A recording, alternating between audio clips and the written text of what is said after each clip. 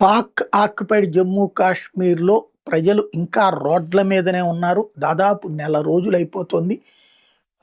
3 సార్లు కాల్పులు జరిగినియి, లాఠీ చార్జీలు జరిగినియి.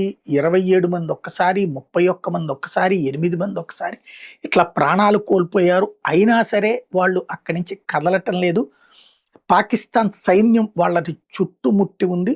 ఇప్పుడు పాక్ ఆక్యుపైడ్ జమ్మూ కాశ్మీర్ ఉద్యమకారులు ఏదైతే జేఏఏసీ అనాలేమో పాక్ జాక్ వాళ్ళు పెద్ద పిలుపునిచ్చారు.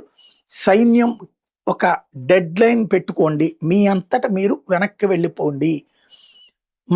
మేము చెప్పే డిమాండ్‌లు నెరవేర్చాల్సిందే. లేకపోతే మా ఉద్యమం ఉధృతం చేస్తాం. పాకిస్తాన్ నుంచి కాశ్మీర్‌ని విడతీస్తాం. ఏదైతే ఆక్యుపై మీరు ఆజాదీ కాశ్మీర్ అని చెప్పారో దాన్ని అని తేల్చి చెప్తున్నారు. ముందు మాతో అసలు ఎందుకు చర్చించరు? మేము అడిగేటటువంటి బాధలు 77 ఏళ్ల నుంచి మమ్మల్ని అన్యాయం చేసి వదిలిపెడుతున్నారు. భారతదేశంలోని కాశ్మీర్ ఏం బాగుపడిపోయింది. మేమేమో అన్యాయానికి గురయ్యాము. పాకిస్తాన్‌లోని ఇతర రాష్ట్రాలకు చూసినట్టు కూడా మమ్మల్ని చూడట్లేదు అన్నటువంటిది వాళ్ళ వాదన.